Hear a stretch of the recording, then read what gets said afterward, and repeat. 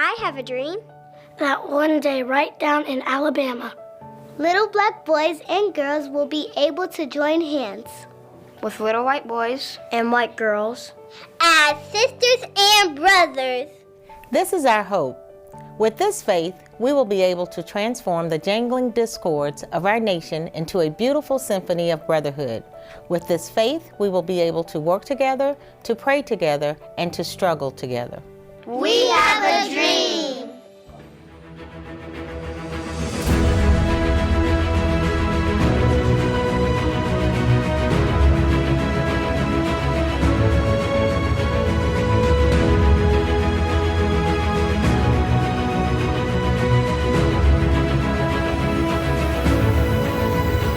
You just heard a portion of Dr. Martin Luther King Jr.'s I Have a Dream speech, which was delivered in August of 1963.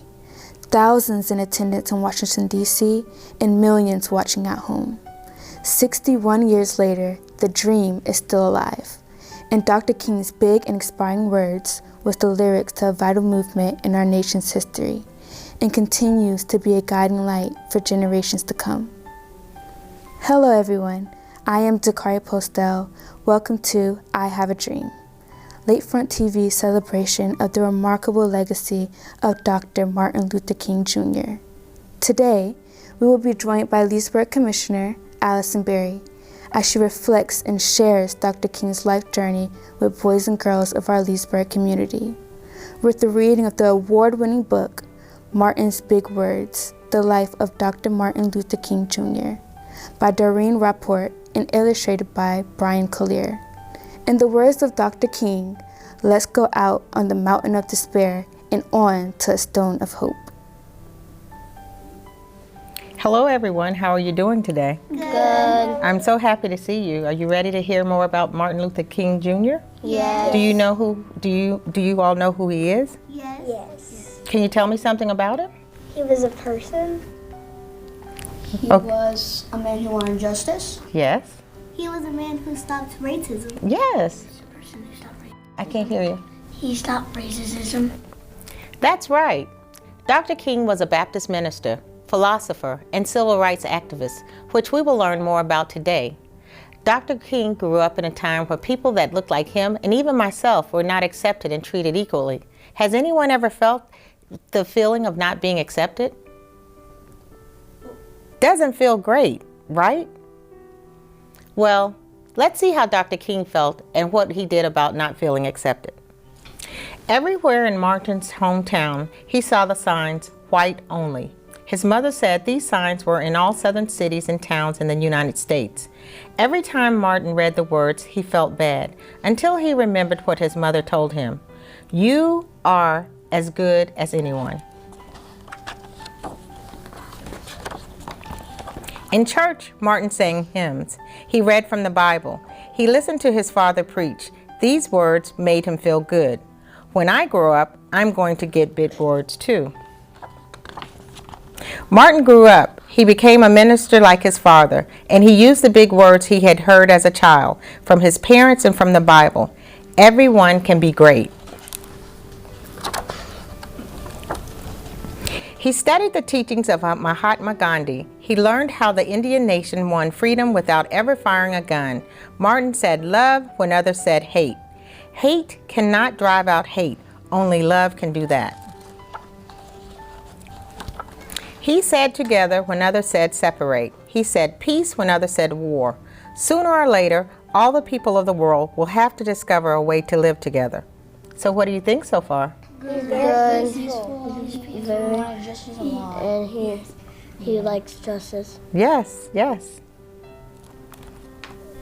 If Dr. King's words and actions were lyrics to the civil rights movement, the gospel was the music that scored his incredible speeches and played an important role in the civil rights movement.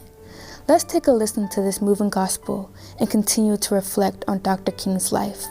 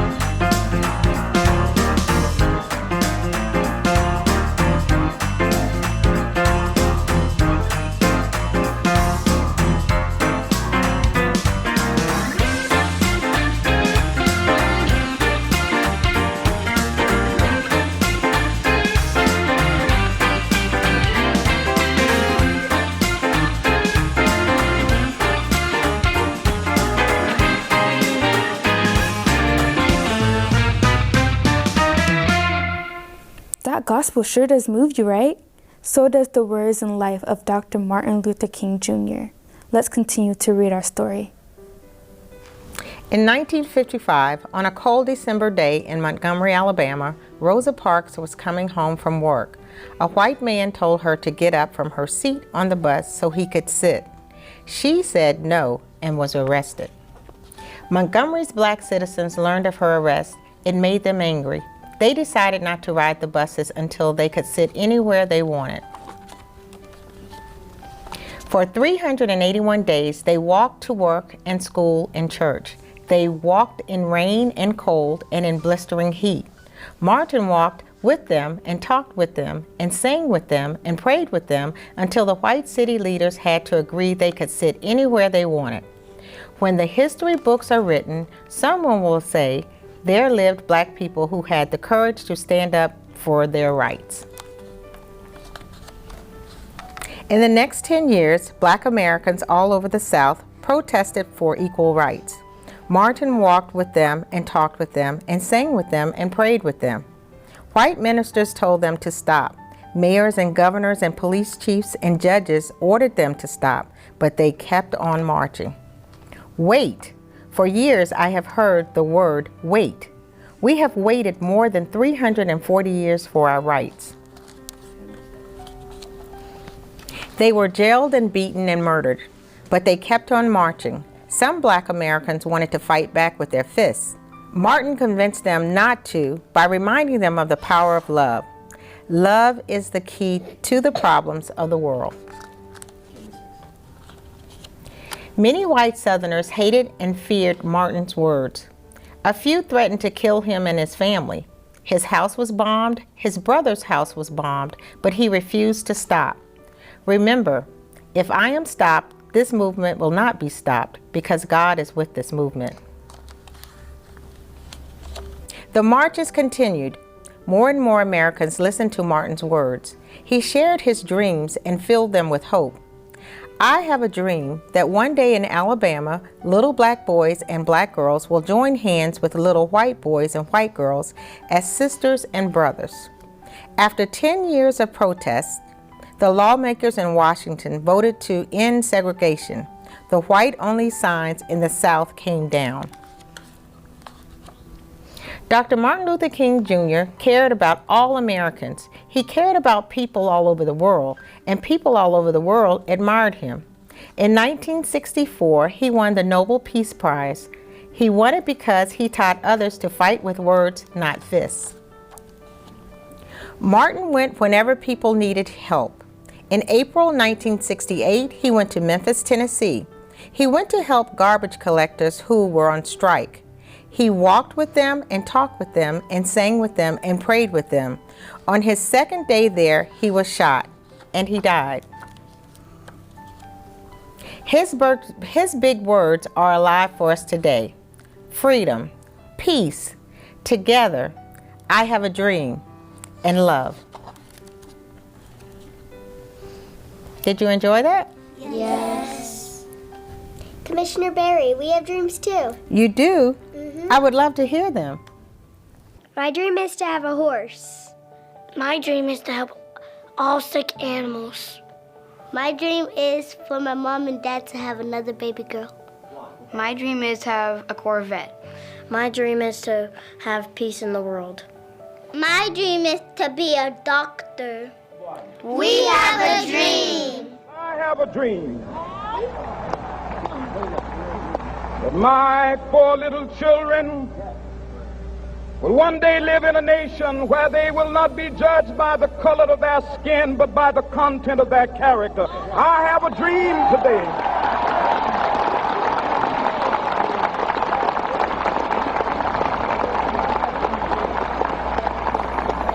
I have a dream that one day down in Alabama, with its vicious racists, with its governor having his lips dripping with the words of interposition and nullification. One day right there in Alabama, little black boys and black girls will be able to join hands with little white boys and white girls as sisters and brothers. I have a dream today.